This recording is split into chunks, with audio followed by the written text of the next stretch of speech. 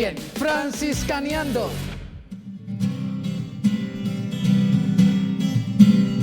Con San Francisco vamos franciscaneando, fraternidad, comunidad franciscana. Ven a conocer y juntos vamos a aprender las enseñanzas de Francisco de Asís, su espiritualidad viviendo en la humildad, el buen ejemplo que dejó a la humanidad. Con San Francisco vamos franciscaneando, fraternidad, comunidad franciscana.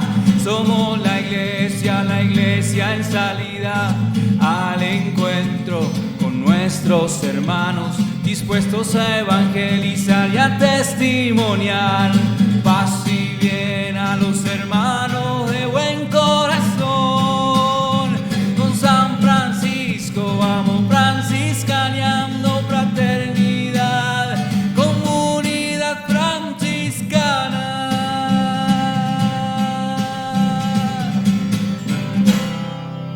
Sean bienvenidos, mis queridos hermanos y amigos, teleamigos, acá a este programa Franciscaneando.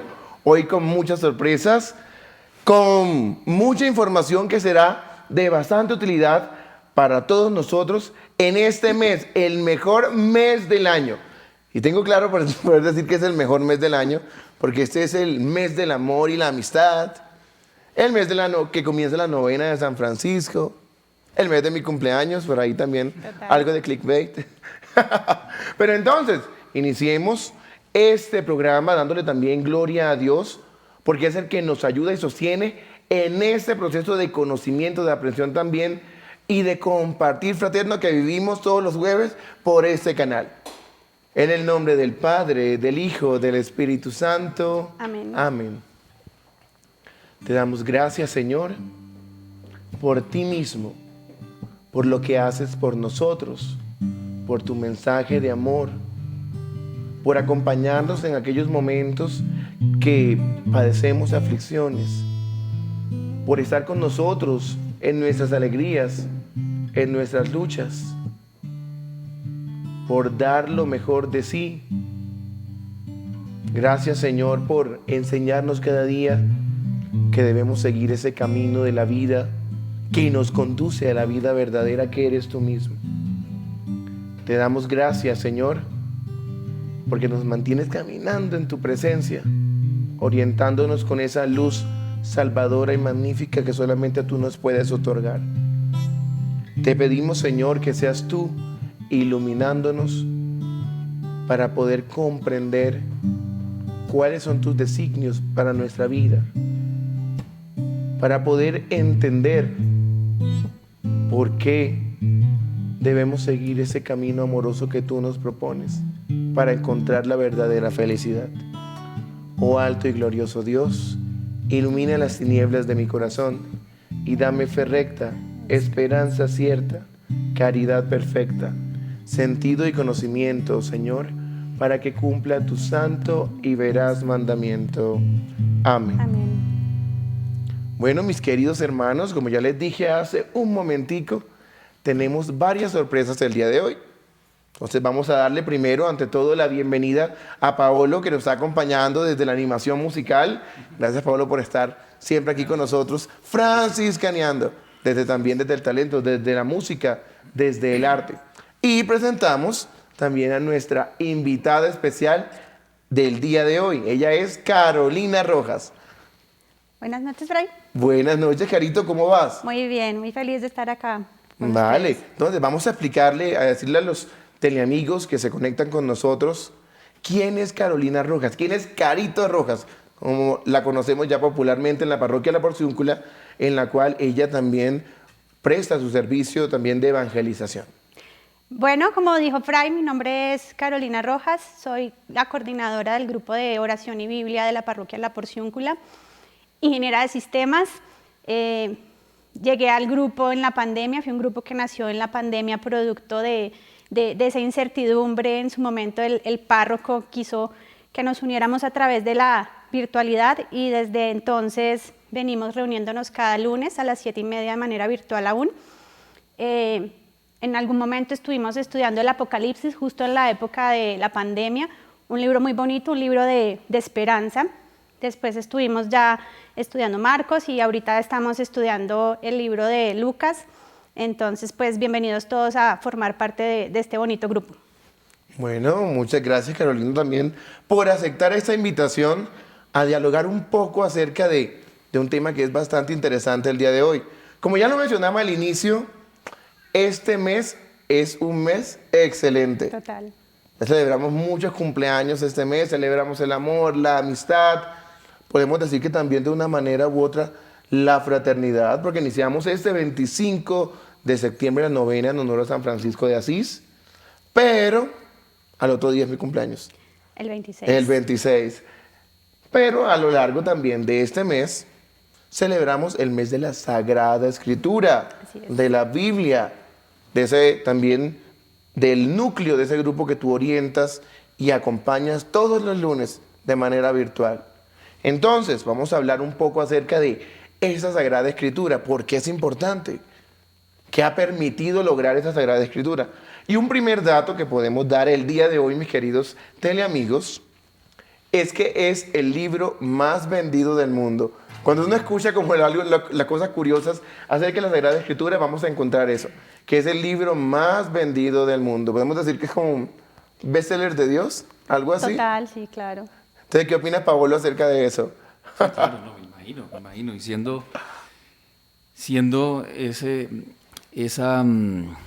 deseo de Dios de que todos nos salvemos, pues creería que sí puede ir por ahí el bestseller de Dios, que se haga y que se lea por siempre hasta que Él regrese, para que muchos más puedan conocerlo a Él y estar ahí con Él. Y mira que en la iglesia teníamos meses de absolutamente todo para celebrar todo, pero no se había pensado mucho en la creación de una celebración de un mes para la Sagrada Escritura, lo que ha orientado que podamos conocer, como conocemos hoy en día, ese mensaje de Jesús, y ya también toda su prefiguración desde el Antiguo Testamento.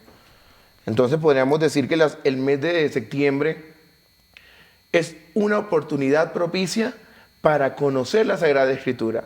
Pero más que para conocerla solamente, como que mirarla, comprarla o tenerla abierta en el Salmo 91 como tradición. Sí, en la casa. En la casa, para leerla, para comprender cuál es ese mensaje que nos otorga la Sagrada Escritura y cuál es la riqueza que también esta misma Sagrada Escritura nos puede brindar como una manera de crecimiento también, tanto personal como comunitario, como iglesia.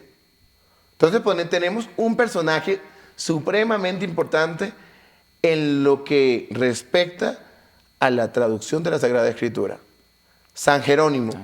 Porque siempre pensamos en San Jerónimo como ese santo, como que, wow, mira el trabajo que le tocó traducir todos los libros de la Biblia encontrados hasta ese momento al latín, para hacerlo más entendible a muchas más personas.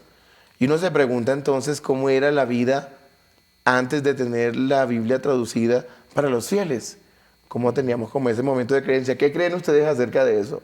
Era limitado, ¿no? Era o lo que te contaban o lo que pues podías escuchar ahí, pero debía ser muy limitado por aquello del lenguaje.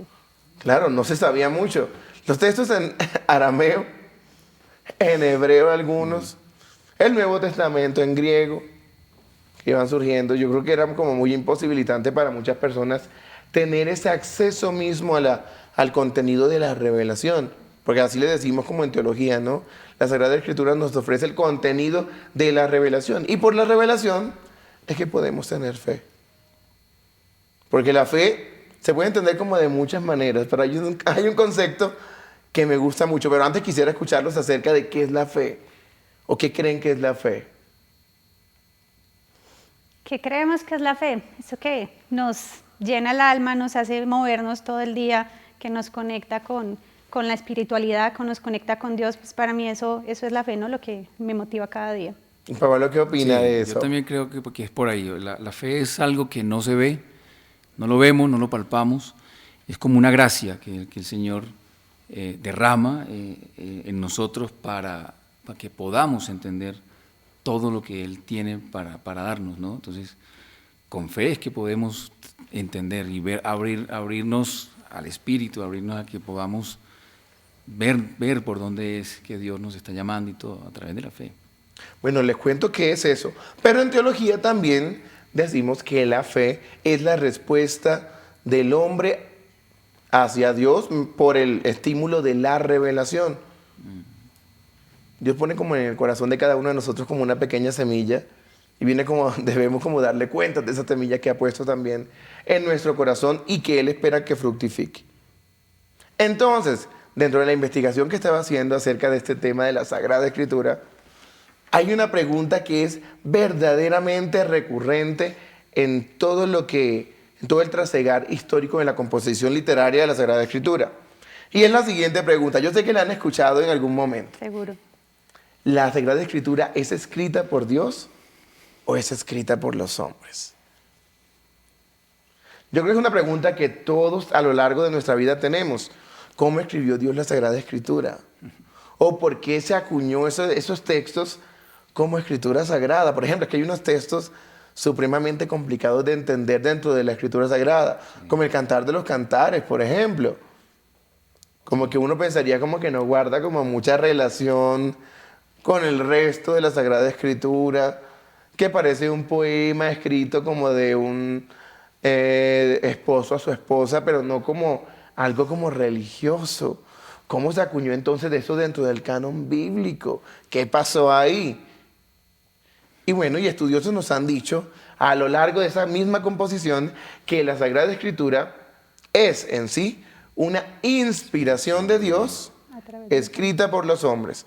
Dios siempre a lo largo del camino de la salvación y de la historia misma ha destinado hombres y mujeres para orientar también un poco la historia de la salvación.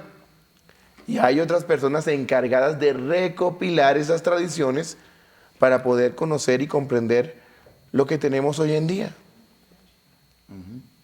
¿Qué hubiese pasado si alguien no lo hubiese escrito en algún momento? O si eso no hubiese comenzado a pasar de tradición oral en tradición oral como una costumbre en nuestros hogares. De pronto se hubiese olvidado ese mensaje de la salvación y hubiésemos distorsionado un poco todo ese camino, toda esa trayectoria, toda esa sabiduría que se nos brinda como en un pozo abierto para beber de ella. Entonces, ¿inspirada o escrita? Inspiración. Inspirada. Sí, claro. Pero es interesante conocer eso, ¿no? Que Dios se sirve del hombre también para llevar a cabo su obra. No es como un Dios egoísta que es como que yo hago todo y solamente me compete a mí, sino que da participación también al ser humano en ese mismo proyecto de salvación que todos experimentamos. El día de hoy celebramos algo particular también en la iglesia. Algo que quizás es de una tradición extra bíblica, porque no está como compendiado en la Sagrada Escritura, así como literal, pero que aparece en otros documentos que vamos a tematizar un poquito más adelante, que nos otorgan también información extra acerca de la Sagrada Escritura. Entonces, otra pregunta por acá, Carolina. ¿Por qué entonces escribir una Sagrada Escritura? ¿Por qué era necesario? Tradición para poder que en este momento de la historia pudiéramos conocerla, lo que decías, no lo hubiéramos perdido si no estuviera escrita o si hubiera tergiversado, si hubiera seguido como voz a voz. Entonces es poder conocer a Dios a través de la palabra. Bueno, y en este momento es importante invitar también a todos nuestros hermanos y amigos a que se comuniquen con nosotros y nos comenten cuál es el libro de la Biblia que más les gusta, que más les llama la atención.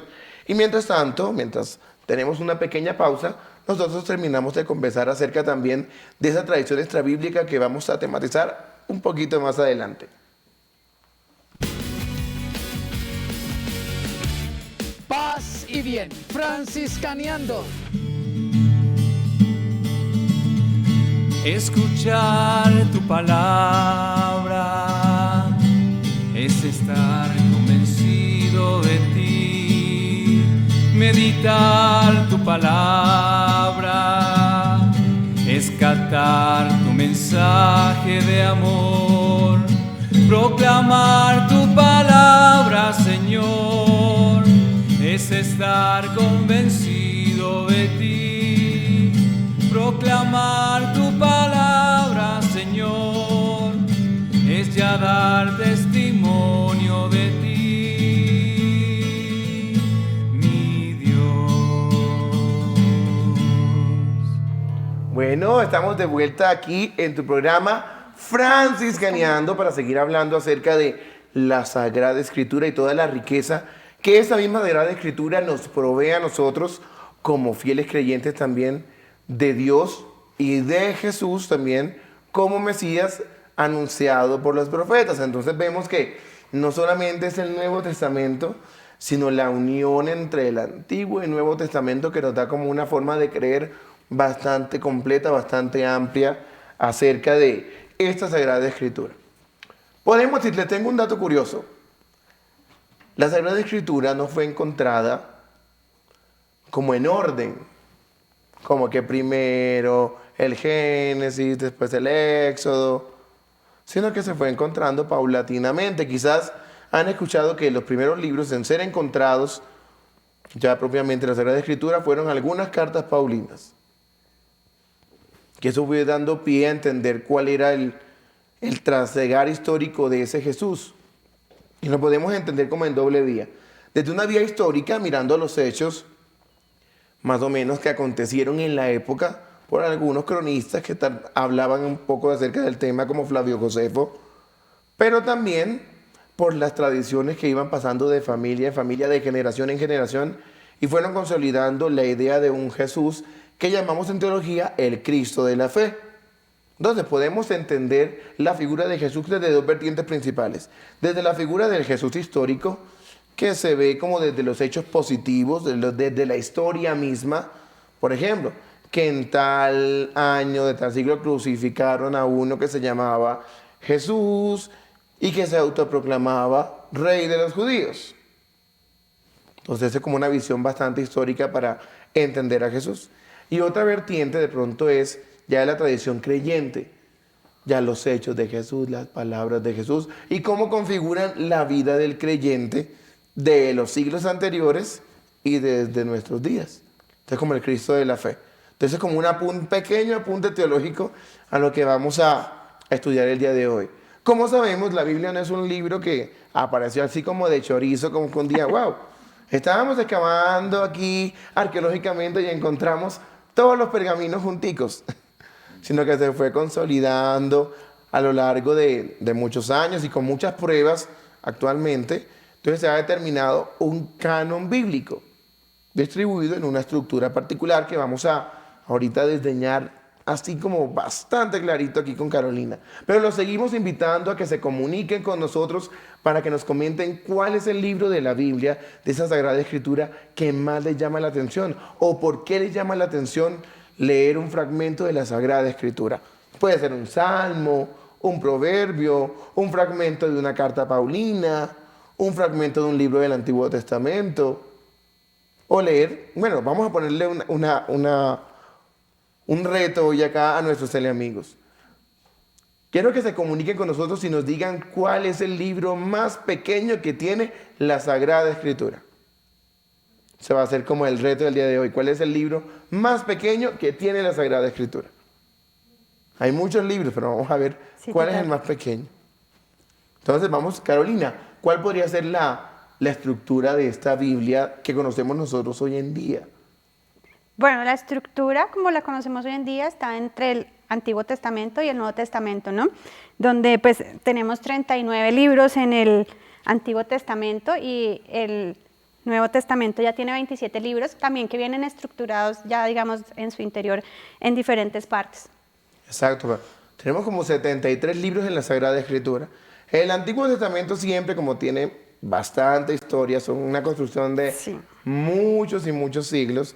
Entonces recopila o recoge varias tradiciones propias de esta misma Sagrada Escritura que conocemos. Y está dividido primero en dos grandes bloques. Un Antiguo Testamento y un Nuevo Testamento. Un Antiguo Testamento que habla de cómo, bueno, como de muchos temas, que realmente el Antiguo Testamento habla de muchas cosas, pero principalmente de cómo se da esa adhesión de Dios al pueblo desde la creación, como la vinculación de Dios con el hombre. Y ya después, pues el Éxodo me va a dramatizar todo ese tema de la adopción, de la conformación del pueblo de Israel y todo. Pero entonces todo eso lleva como un proceso. Y ese Antiguo Testamento también tiene una estructura particular. Y vamos a descubrir cuál es esa estructura. Bueno, esa estructura también viene segmentada en 4 partes. Vienen los 5 primeros libros, que son los de ley o el Pentateuco. Hay unos libros de historia también. Tenemos unos libros de poesía y unos libros de profecía. Y aparte también junto con ellos, también los salmos, que hacen parte también de ese bloque de los libros, los libros de la Biblia. ¿Ustedes saben qué significa Biblia, la palabra Biblia? Uy, no sé yo. Vamos a estar corchando, pero aquí estamos corchadores. Estamos corchadores. Biblia, viene como de ta, Biblia, y significa los libros. Los libros, podemos decir que la Biblia es una compilación de varios libros históricos referidos a un proceso de creencia. Entonces ya sabemos que el primer grupo de esos libros del Antiguo Testamento se lo conforman los libros de la ley, pero también llamados Pentateuco. Pentateuco. ¿Y por qué penta? ¿Qué significa penta? 5. 5 son esos primeros 5 libros de la Biblia, que son ¿cuáles? El Génesis, el Éxodo, el Levítico, Números y Deuteronomio. Y Deuteronomio. ¿Y por qué son los libros de la ley?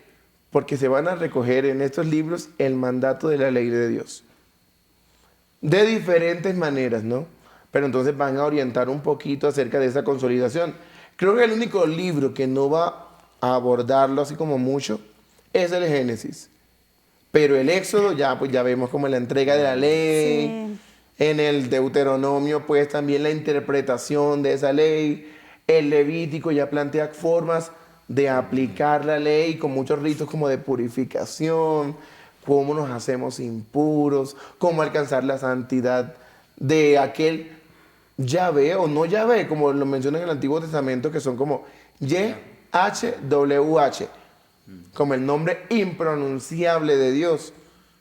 Y todo ese como ese trasegar histórico que va a dar cabida a va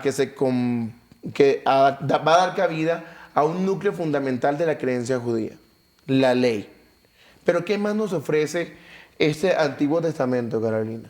Nos ofrece libros de historia. Los libros históricos. Dentro de los libros históricos vamos a encontrar un mundo de sucesos porque a lo largo de muchos siglos pasó absolutamente De todo. de todo. Hubo guerras, hubo masacres, deportaciones, pero la presencia del Señor estaba con el pueblo y los condujo para poder organizarse. El pueblo les pidió un guía, le dio reyes. El pueblo les pidió, formas para hacer como oración y les dio el culto. Entonces como que le fue otorgando como muchas gracias, como muchas concesiones a lo largo de ese camino, ese Dios del cual no podían pronunciar el nombre. Por ejemplo, del Antiguo Testamento, ¿cuál es su libro favorito? Para mí, Tobías. Oh, El libro de Tobías, pues ahí fue donde tuve yo un momento muy especial con el Señor, donde me mostró a través de, lo terminé leyendo, para hacerle una novena a los arcángeles. Terminamos leyendo, porque la novena a los arcángeles hacía referencia al libro de Tobías, y terminé leyendo. Para mí es como una novela de Tobías, y fue muy bonito la experiencia. Y a través del libro de Tobías fue el que sentí yo el llamado al matrimonio. wow. Por la experiencia que cuenta con Tobías, Con su esposa. con su esposa Dios mío. y todo lo que pasó. Exactamente. Entonces ahí está. Y incluso al día de hoy, con mi esposa seguimos haciendo, desde que nos casamos, una oración del libro de Tobías, de donde habla de que yo no tomo a mi esposa con deseo impuro, más con recta intención. Es algo muy especial. Y es que a Tobías le pasaron muchas cosas. Sí. Creo que fue junto con Job Sí. y Jesús pueden ser los personajes de la Sagrada Escritura con más sufrimiento. Pero bueno, ahí se ve también cómo la vida del hombre no siempre está como en un lugar estable, sino que va cambiando. Hay momentos de tribulación, pero llegan momentos de calma posterior, o hubo momentos de calma y después viene la tribulación. Y esa es la ley de la vida, ¿no? Yo creo que podemos decir que eso es lo bonito de la vida, que nos ofrece muchas formas de poder experimentar esa presencia de Dios, que desde el Antiguo Testamento se ve de una forma increíble.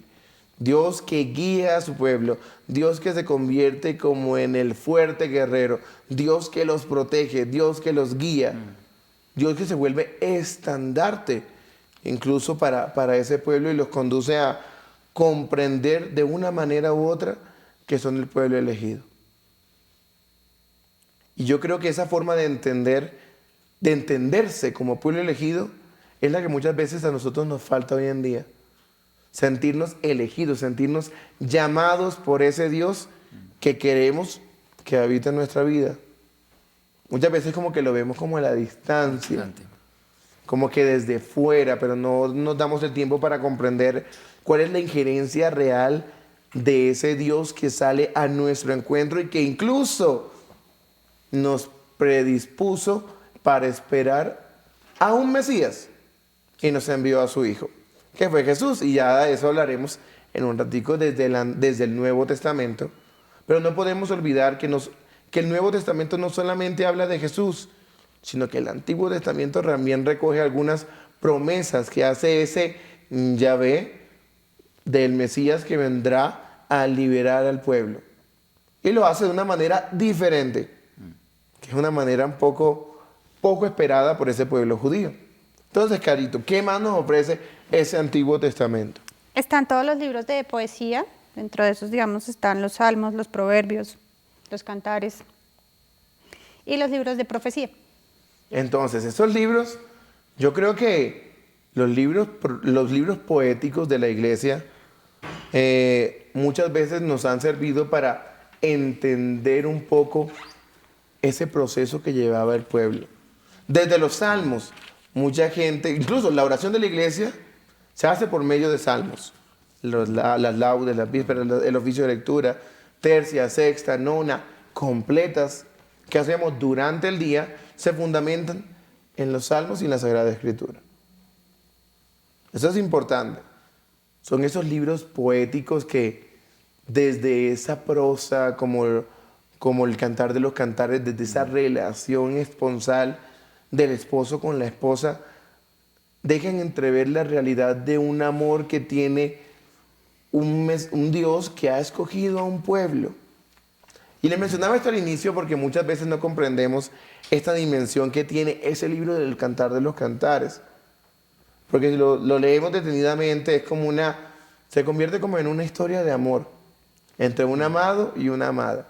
El amado que se va y la amada sufre. El amado que vuelve y la amada que se alegra. Pero como que difícil relacionarlo con Dios. ¿Ustedes qué opinan de ese libro? De ese libro que es como controversial incluso dentro del canon bíblico actual. Sí. Porque Sí, yo creo para mí eso es que lo que hablábamos al principio, la fe. Solo en fe, solo con el don que el Señor nos puede regalar de la fe es que uno puede entrar, compenetrar todas esas palabras y a la luz divina termina uno comprendiendo que la relación de la que se está hablando ahí es entre Dios y el pueblo y la iglesia, que ese amor que se tiene, que se va, que vuelve, que lo anhela, que lo espera. Pero sí faltaría, creería yo, la fe para poder comprenderlo, porque si uno lo coge a leerlo hacia la carrera, parece una poesía, esto es una novela aquí y que habla de uno que se aman, que tiene que ver esto con Dios en la Biblia.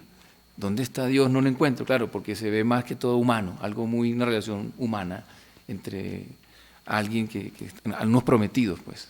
Vale. Y con esa intención también de fe que nos permite reconocer en ese texto bíblico la acción de Dios, vamos a una pequeña pausa y ya volvemos con más de Franciscaneando. Paz y bien, Franciscaneando. Tu palabra me da vida, confío en ti, Señor. Tu palabra es eterna, en ella esperaré. Dichoso el que con vida intachable camina en la ley del Señor. Dichoso el que guardando sus preceptos lo busca de todo corazón. Tu palabra me da vida, confío en ti, Señor. Tu palabra es eterna, en ella esperaré. Bueno, mis queridos teleamigos, seguimos aquí dialogando en torno a la Sagrada Escritura en el mejor mes del año. También decimos que es el mejor mes del año porque cuando empiezan los se siente que se acaba el año, ¿no? Estos meses como que pasan más rápido. ¿Qué tendrán estos meses que pasan tan rápido? No sé, la energía cambia. La energía cambia. Comienza como ya escucharse ya desde las emisoras, desde septiembre se siente que llega diciembre. Bueno, entonces estamos ahí vinculados con ese proceso también, animados, porque antes que se acabe el año, se acaba el tiempo litúrgico, con una celebración también bastante importante, que es la de Jesucristo, Rey del Universo. Ya cerramos el ciclo litúrgico con esa celebración e iniciamos nuevamente la espera de ese Jesús del que va a hablar propiamente el Nuevo Testamento, pero que van a anunciar el último bloque de ese Antiguo Testamento, que son los profetas, los libros proféticos. ¿Y cuántos profetas son? Vamos a ver. Uy, es que aquí veo que están entre mayores, menores, y entonces... Entonces hay profetas mayores y profetas menores. Sí. Los mayores generalmente son los que más escriben, que son como 4. 3. Oh, por Dios, ¿a quién nos sacaron ahí? Está Isaías, Jeremías y Ezequiel. Y ya también hay otros profetas menores que escribieron poco o que sus escritos fueron recopilados. Entonces, estos profetas van a ser el segundo núcleo de la fe del pueblo judío, que va a recoger 2 nociones principales: la ley y los profetas. ¿Por qué la ley? Porque es la forma de cómo podemos seguir a Dios. Ahí nos dan como las opciones, las pautas que debemos seguir. Y los profetas son aquellos mensajeros de Dios por medio de múltiples oráculos y signos. ¿Ustedes se imaginan de pronto estar viviendo en esa época y que alguien que camina al lado de ustedes se empiece como a revolgar en el piso y a tener visiones y a hablar en lenguas extrañas? ¿Qué hace uno en ese momento? Hasta hoy en día sí pasa. Hasta hoy en día, si reconocemos que nos envían un profeta, ¿cómo será la cosa? No, debe ser. Hay como 2 opciones, ¿no? Los que de pronto creen en el momento y como con toda la certeza, no, sí es el mensaje del Señor. O quienes dicen como que no, están llenos de vino. como le dijeron a los apóstoles también en la cena del Pentecostés. Sí. Sí. No, es un borracho más. No, hay profetas realmente sí los hay muchos en este momento, pero pues realmente al final terminan cayéndose cuando es algo muy carnal, porque pues primero no están muy unidos a la iglesia católica como tal, están un poco independientes, por así decirlo.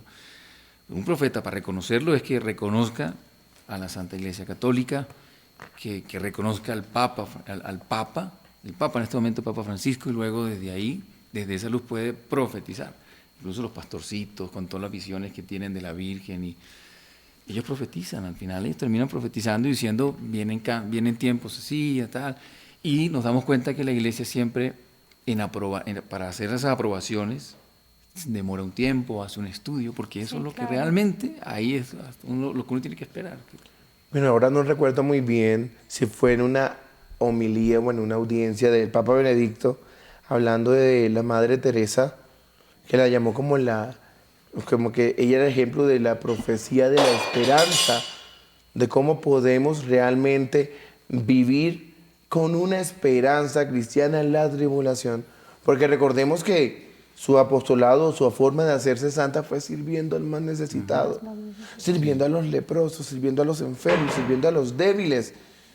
Allá en Kolkata, así como le llaman de pronto allá mismo, en Calcuta, como traducimos nosotros por acá. Pero pues siendo la figura de Dios ante aquellas personas que lo necesitaban.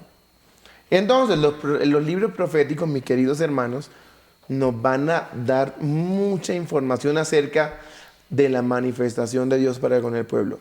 Dios no se ha ido, pese a que no se comunique mucho, está ahí, lo sigue acompañando, lo sigue guiando, le sigue dando ánimo, incluso en la tribulación.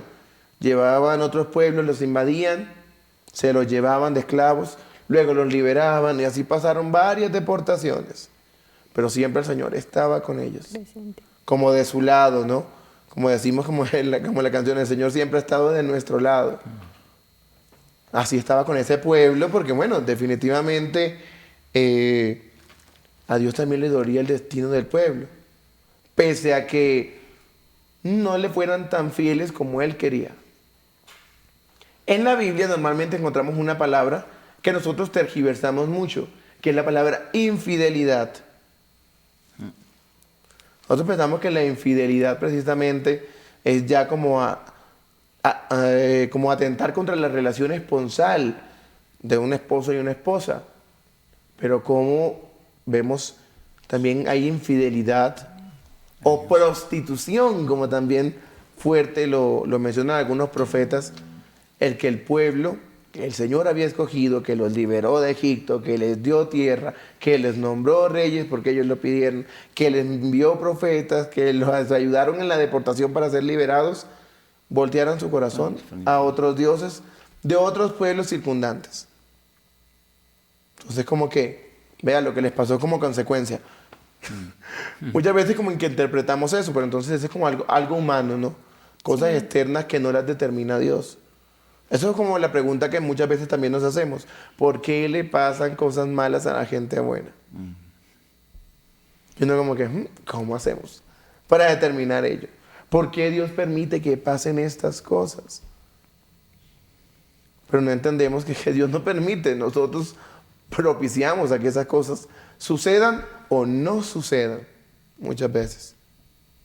Entonces realmente como que Dios no tiene la culpa de nuestros pecados. Nosotros sí.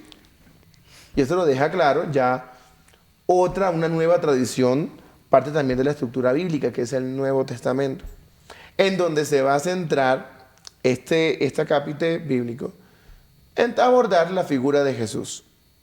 De un Jesús que ha sido enviado por Dios, pero de una manera particular.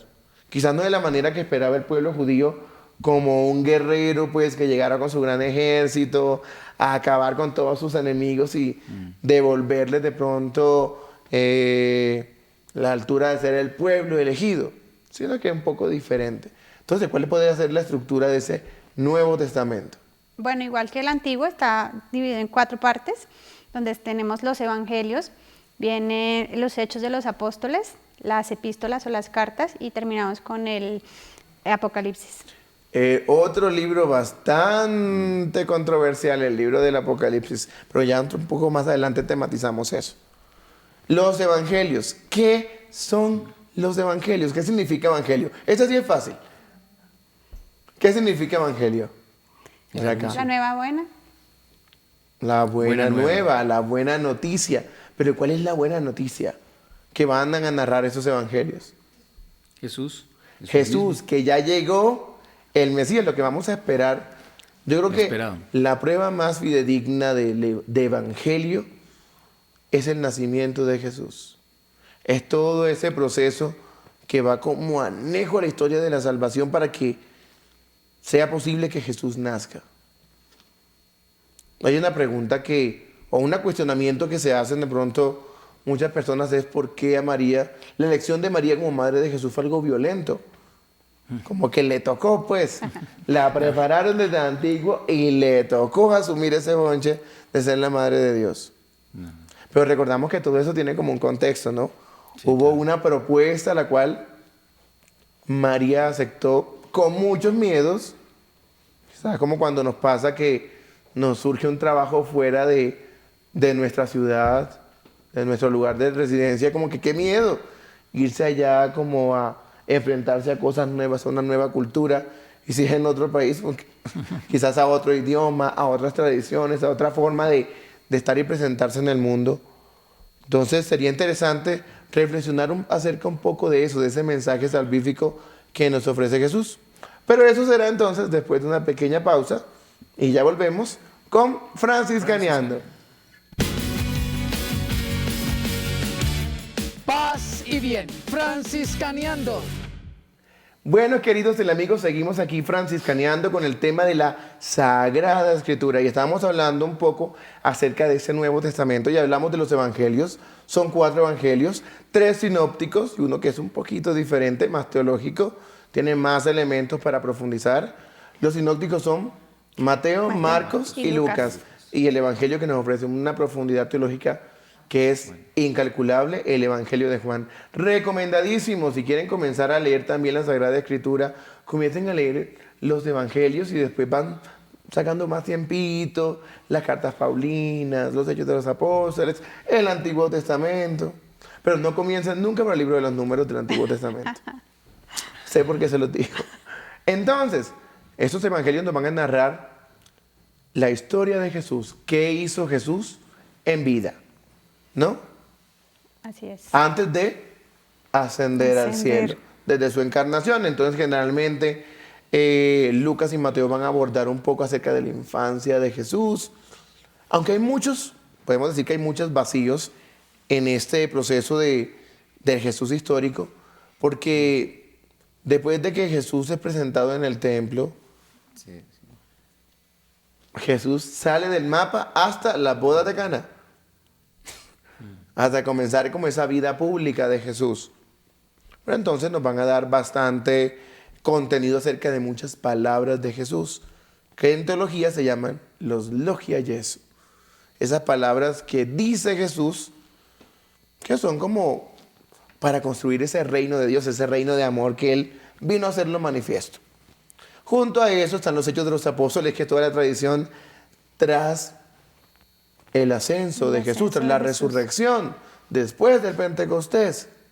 Como la misión de los apóstoles es perpetuar ese mensaje de Jesús, llevarlo, comenzar a bautizar a las gentes, a crear comunidades. Y eso lo entiende magníficamente Pablo, que se sale como del ámbito judío converso para acompañar a muchas comunidades que quizás eran consideradas infieles, menores, débiles, diferentes. Este es como el sentido de esas cartas paulinas y también ese bloque de las cartas católicas, como la carta a los hebreos, que también nos va a dar a orientar un poco acerca de la misión del cristiano. Esas primeras comunidades, cómo vivían, cómo debían transmitir el evangelio. Y transmitir el evangelio no solamente llevar como el texto, sino llevar la experiencia de Jesús al otro, pero la vivencia de ese Cristo que se hace precisamente cercano, que se hace humano para exaltar la condición humana. Y eso es, en síntesis, la Sagrada Escritura. Nos falta un libro, el libro del Apocalipsis, que es un libro que hay que saber leer con sus matices, ¿no? Es un libro que ofrece de pronto varias comparaciones que son un poco complejas, pero que nos otorgan bastantes elementos chéveres para entender esa consolidación de los primeros cristianos y cómo eran perseguidos también por ese imperio romano que no aceptaba mucho la tradición de que uno que ellos crucificaron haya resucitado. Entonces eso es la Sagrada Escritura. Invitadísimos a leer, a conocer la Sagrada Escritura y a seguir buscando cuál es el libro más corto de la Sagrada Escritura. Se pusieron tímidos con ese reto que pusimos el día de hoy. Pero entonces invitamos a Carolina a que camine ese camino de franciscaneando con nosotros para hacer este juego que se llama el Camino de los Franciscanos. Claro que sí. Entonces te invitamos a ubicarte en la cola del camino, como dicen por ahí. En la cola del camino. Listo. Entonces, la idea es que vamos a responder sí y no. Si decimos sí, vamos a dar 2 pasos adelante. Si decimos que no, 2 pasos hacia atrás. ¿Ok? Entonces vamos a ubicarnos ahí justo en el camino, en la entrada. Y vamos a mirar así como a la cámara que nos está orientando por ahí. Entonces, si quieres, yo te recibo por acá la Biblia, ¿verdad? Liberar un poco ahí. Entonces, con Paolo te vamos a hacer unas preguntas. Fáciles. ¿Fáciles? Entonces, decí no. ¿Disfrutas ser servidora de Jesús? Sí, ¿Por qué? porque Él es amor, porque es nuestro Salvador, porque Entonces, lo llevo en mi corazón, entonces, estamos 2 pasitos adelante. grandes, para llegar rápido. Paolo, vamos a ver. Paolo. Sí, la palabra de Dios sí puede entrar al corazón de los hombres y mostrarles el amor que Dios tiene y hacia dónde los llama. Sí, totalmente, y es parte de lo que vemos en el grupo que coordino, ¿no? Ese amor que Él nos transmite a través de su palabra. Bueno, Otros 2 pasos. otros 2 pasos. Tarán. Otra pregunta. ¿Es fácil orientar un grupo de oración y Biblia sin ser teólogo? Sí, pues porque siempre está el Espíritu Santo con nosotros. En el grupo a veces cuando no puede acompañarnos el fraile que nos guía, hemos igual estado solitos acompañados de la palabra y pues el Espíritu es el que nos ha llevado a lograrlo. Bueno, entonces damos 2 pasitos más y falta Ya casi. una última pregunta. Pensé que esta iba a ser la pregunta trampa del día de hoy. No. Yo- No lo A lograste. ver, ¿puedo interpretar yo solo la Biblia o necesito de la ayuda de la iglesia? Necesitas de la ayuda de la iglesia. ¿Eso es un sí o es un no? No, pues es que la palabra es Por como... eso. Necesito No, por eso. necesito la ¿Puedes ayuda. interpretar tú sola la Biblia? Si puedes ¿Sí o interpretar no? solo la Biblia, para mí no. Entonces, esa fue la pregunta trampa del día de hoy. Entonces, 2 pasitos hacia atrás.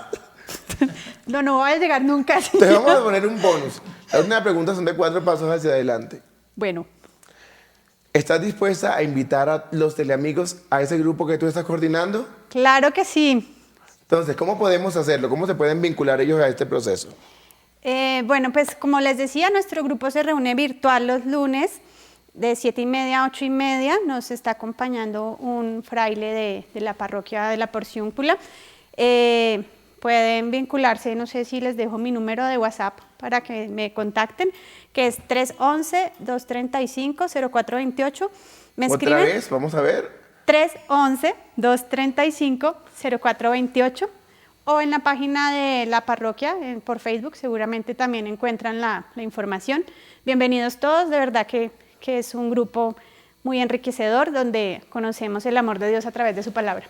Bueno, Carolina, muchas gracias por franciscanear hoy con nosotros. Muchas gracias, Paolo, también por hablar con nosotros acerca de la Sagrada Escritura. Llegué. Que llegaste, Sí. franciscaneaste con nosotros. Bueno, le decimos al Señor que nos dé la gracia de poderlo seguir reconociendo presente en nuestras vidas, en nuestros procesos vitales. Y por eso le decimos, Padre nuestro, que estás en el cielo, santificado sea tu nombre. Venga a nosotros tu reino. Hágase tu voluntad en la tierra como en el cielo. Danos hoy nuestro pan de cada día. Perdona nuestras ofensas, como también nosotros perdonamos a los que nos ofenden. No nos dejes caer en la tentación y líbranos del mal. Amén. Y que el Señor sea quien los bendiga en el nombre del Padre, del Hijo, del Espíritu Santo. Amén. Nos vemos la otra semana por aquí, por el mismo canal y a esta misma hora. Bravo. San Francisco, vamos franciscaneando, fraternidad, comunidad franciscana. Ven a conocer y juntos vamos a aprender las enseñanzas de Francisco de Asís, su espiritualidad viviendo en la humildad, el buen ejemplo que dejó a la humanidad. Con San Francisco vamos franciscaneando, fraternidad.